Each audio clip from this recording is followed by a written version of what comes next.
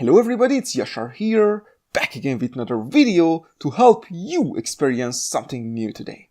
In this video, I will quickly review Gunship Battle 2 for Gear VR. Gunship Battle 2 is a war helicopter arcade game with a strong emphasis on the action side. The game seems super interesting at the beginning. You are free to move around and shoot your enemies. There are different types of helicopters to choose from. There are upgrades for each chopper. There are different missions in each level, but everything seems incomplete and shallow. The objective in all of the levels is almost the same.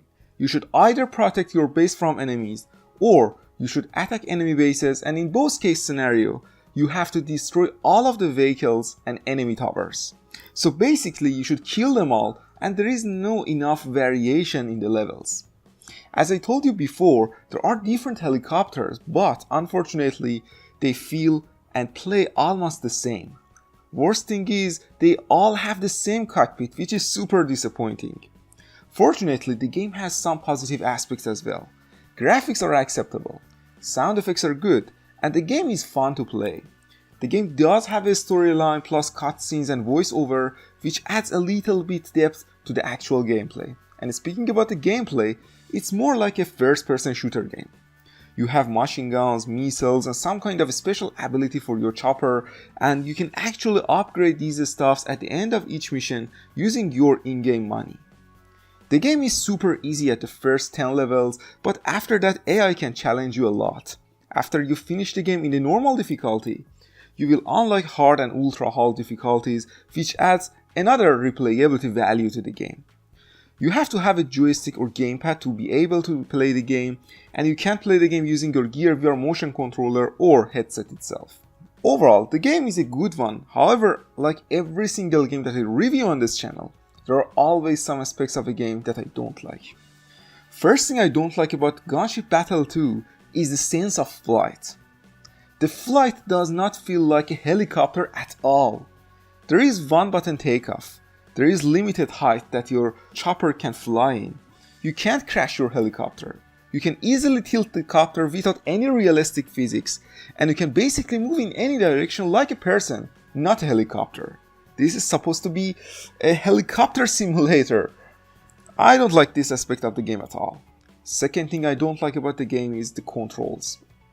You have to rotate your head and tilt the head a lot in order to find enemies and shoot them. This is crazy. You don't have freedom to look around, and you don't have freedom to change these stupid controls. I have no idea why developers didn't map the rotational function to the right stick of the joystick.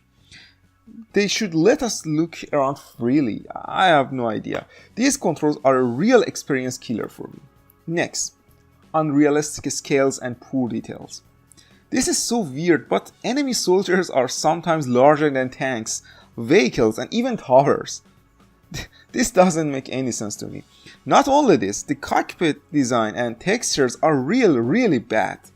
If you change your helicopter, it remains the same, and the actual quality and details in the cockpit is below the average. It seems that developers didn't pay enough attention to the details for their game. Next, a storyline and voice actings. I like how they try to add storyline to this action game, but unfortunately the story is not interesting and dialogues in the middle of the missions are annoying. Finally, the price tag. The game is 12 Canadian dollar, which is a lot for this game. When we compare this game with a great space shooter game like End Space, which is only 9 Canadian dollar, we understand this game is so overpriced. The game should be something like 6 Canadian dollar, not 12 Canadian dollar. My final verdict for Gunship Battle 2 is, unfortunately, a 6 out of 10.